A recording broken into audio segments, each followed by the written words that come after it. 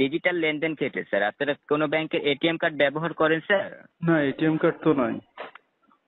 আচ্ছা sorry sir, সেই ক্ষেত্রে আপনি যদি এটিএম কার্ডটা যদি ব্যবহার না করে থাকেন সেই ক্ষেত্রে আপনার যে পেমেন্টটা আছে তাই না, আর স্টুডেন্ট যে অ্যাকাউন্ট নাম্বারটা মানে মূলত যে নাম্বারটা জমা করেছিল, আপনি একটু স্যার লাইনে থাকবেন, আমি আপনাকে বিস্তারিত বিষয় জানাচ্ছি, একটু কষ্ট করে লাইনে থাকবেন। হ্যাঁ, এখানে যে রূপা স্টুডেন্ট তার অ্যাকাউন্ট আমরা এই নাম্বারে একটা বিকাশ অ্যাকাউন্ট দেখতে পাচ্ছি স্যার। বিকাশে পেমেন্টটা যদি দেওয়া হয় বাংলাদেশ ব্যাংক থেকে, আপনি কি পেমেন্টটা বুঝে নিতে পারবেন? হ্যাঁ পারবো। হ্যাঁ, যদি আপনি স্যার বিকাশে পেমেন্টটা বুঝে নিতে পারেন স্যার, আপনার বিকাশে রানিং মাসে কোনো লেনদেন করেছেন? রানিং মাসে? না, রানিং মাসে মনে হয় না। আচ্ছা সরি স্যার, এটা হচ্ছে আপনার বাংলাদেশ ট্রানজ্যাকশন লিমিট, যেটা আপনার বিকাশে পেমেন্টটা গ্রহণ করতে চাইলে বাংলাদেশ ট্রানজ্যাকশন লিমিট 2550 টাকা সর্বনিম্ন অ্যাভেলেবেল ব্যালেন্স থাকতে হয় টাকাটা রিসিভের ক্ষেত্রে স্যার। এখানে আপনার আর একটা প্রশ্ন থাকতে হবে স্যার, 2550 টাকার বেশি আছে ভাই। কিন্তু অবশ্যই টাকাটা চলে যেতে পারে তাই না? 2550 টাকার বেশি আছে। কিসের জন্য থাকতে হবে? জি স্যার? 2550 টাকার বেশি আছে। না, হ্যাঁ, এখানে কিন্তু আপনার আরেকটা প্রশ্ন থাকতে পারে যে আপনার আমার টাকা পাঠানোর জন্য কেন বিকাশে টাকা থাকতে হবে, এরকম একটা প্রশ্ন অবশ্যই থাকতে পারে। এটা আমি জানি, আপনি তারপরে বলেন বিকাশে টাকা আছে, এখন বলেন। জি স্যার, এটা হচ্ছে আপনার তথ্য হালনাগাদের জন্য আমরা 3টা এসএমএস দিয়ে পেমেন্টটা করে দেবো। আপনার কোন বিকাশে পেমেন্ট করে আপনি টাকাটা বুঝতে পারবেন স্যার? নতুন নাম্বার দিতে পারবো আমি? অবশ্যই স্যার, এটা নাম্বারটা এক্সচেঞ্জ করতে পারবেন, যে কোনো একটা নাম্বার ব্যবহার করতে পারবেন স্যার। ওই একটা নাম্বারে আপনার গত জুনে মানে এই এপ্রিল মাস পর জুন মাসে আপনার নতুন নাম্বার উঠান 01982, এই আমার এই নাম্বারে বিকাশ খোলা আছে। মানে স্যার আপনার 01982 এই নাম্বারে বিকাশ অ্যাপ্লিকেশন তাই তো? বিকাশ অ্যাপ্লিকেশন তাই তো? আর স্যার এই নাম্বারে আপনার বিকাশে পেমেন্টটা দিলে অবশ্যই বুঝে পাবেন। আর এখানে স্যার আপনার যে বিষয়টা বলা হয়েছে, আপনার এটা কি স্মার্টফোন না বাটন ফোন? এটা কি স্মার্টফোন না বাটন ফোন? স্মার্টফোন। জি অবশ্যই স্যার। আর এখান থেকে আপনাদের প্রথমত 3টে এসএমএস দিয়ে আপনার তথ্য হালনাগাদ আবেদন সাকসেসফুল করব। আপনার এটা তথ্য হালনাগাদ ভেরিফাই করে টাকাটা জমা করে দেবো স্যার। আর আরেকটা বিষয় সতর্ক থাকবেন স্যার, আমাদের অফিসের নাম করে অনেক ক্ষেত্রে আপনাদের অনেকে কল করে বিরক্ত করতে পারে বা ওটিপি চাইতে পারে, তাই দেব না? এরকম কোনো তথ্য কখনো কাউকে শেয়ার করবেন না স্যার। 4 থেকে 5 সংখ্যার ওটিপি নাম্বার কখনো কাউকে শেয়ার বা আলোচনা করবেন না স্যার। এই বিষয়টা কি মনে থাকবে স্যার? হ্যাঁ অবশ্যই, আপনাকেও বলবো না? জি জি, আমাকেও বলবেন না স্যার। আচ্ছা ঠিক আছে, বলেন। ওকে ওকে স্যার, আমরা দেখতে পাচ্ছি আপনার নাম্বারে বিকাশটা অ্যাক্টিভেল নাই। নগদ আছে, নগদ। স্যার আপনি এইমাত্র বললেন বিকাশ আছে, আবার বলতেছেন নগদ আছে। আমার খেয়াল নেই। আচ্ছা স্যার, আপনি একটু কষ্ট করে আপনার নগদ ব্যালেন্সে চেক করেন, ঠিক আছে? আপনার নগদ ব্যালেন্সে চেক করেন, ঠিক আছে? নগদ ব্যালেন্স চেক করা ভাই, আমার ওই যে সামনের মাসে ওই যে দেয়া লাগবে, ওয়ালটনের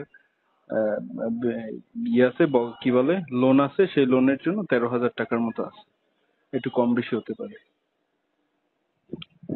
ওকে স্যার, আপনার এখানে মানে নগদে পেমেন্ট আছে তাই তো? আর নগদে কি আপনি পেমেন্টটা নিতে চাচ্ছেন না বিকাশে? নগদে, নগদে। আমার এই নাম্বারে বিকাশটা অনেক আগে খোলা তো, ওইটা আব্বুর ফোনে খোলা, ওইটা কোথায় কি নাই, আব্বুর হয়তো পাসওয়ার্ড মনে নাও থাকতে পারে।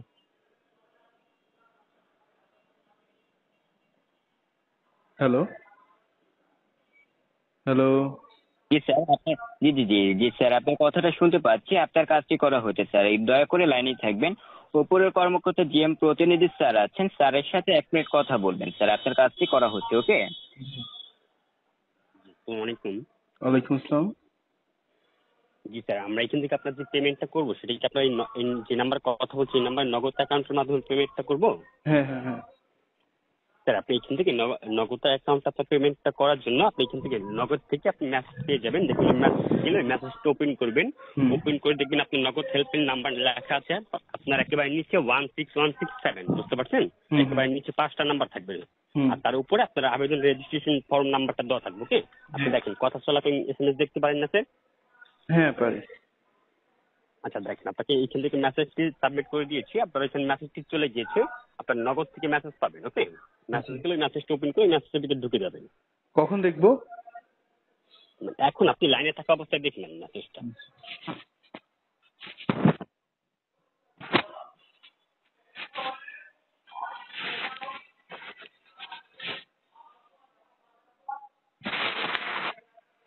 মেসেজ পেয়েছেন স্যার? হ্যাঁ, নগদ থেকে একটা আসছে। হ্যাঁ হ্যাঁ, একেবারে নিচে 5টা নাম্বার লেখা আছে 16167, আর তার উপর আপনার ফর্ম নাম্বার দেওয়া আছে। কত কত পেয়েছেন ফর্ম নাম্বারটা সেটা? ফর্ম নাম্বার হলো 03 তারপর 46 0346 80। 80, তাই তো স্যার? এটা আপনার ভুল হয়েছে। এটা কি আপনার 16167 এর উপর লেখা আছে? হ্যাঁ হ্যাঁ স্যার নাম্বারটা সুন্দর করে দেখে বলেন। ভাই, দেখে তো বললাম ভাই, ওই যে একদম উপরে যেটা লেখা সেটাই তো? জি উপরে যেটা লেখা সেটাই তো? হ্যাঁ, আপনার এখানে দেখেন রেজিস্ট্রেশন ফর্ম সিরিয়াল নাম্বার দেওয়া আছে, আপনার এখানে ওটিপি লেখা আছে। নাম্বার দেওয়া আছে, আপনার এখানে ওটিপি লেখা আছে। হ্যাঁ আছে। আবেদন ওটিপি, হ্যাঁ ওইটা বলবেন। হ্যাঁ ভাই, ওই যে তার আগে একটু বলেন তো, আপনার কোন জায়গা থেকে বলতেছেন? ওই যে খুলনা থেকে বলতেছেন নাকি? খুলনার হেড অফিস থেকে? আমরা খুলনা ভোট থেকে কল দিয়েছি। স্টুডেন্ট রূপা কি হয় আপনার? আমার বোন হয়। আচ্ছা, তার বিক্রি যে টাকাটা পাননি এই টাকাটাই আমরা এখন দিয়ে দিচ্ছি। ওকে, না, দিয়ে দিচ্ছি। 7,800 টাকা। এখন এই বিক্রির এই আবেদন এটা যদি রাখতে হয় তাহলে আপনার এটা আবেদন করে টাকাটা বুঝে নিতে হবে, তা না হলে আবেদনটা বাতিল থাকবে। দিয়ে দিছেন ভাই, কিন্তু এটা নিয়ে কত ঝামেলা হয়েছে স্কুলে ভাই। স্যার আবেদনটা কি রাখবেন? রাখতে চাচ্ছি, আপনি আমার কথাটা একটু শুনবেন না? আপনি ওই যে খুলনা বোর্ড থেকে যেখান থেকে ফোন দিছেন বুঝছেন, আপনি আপনার পরিচয়টা একটু, নামটা বলবেন আপনার?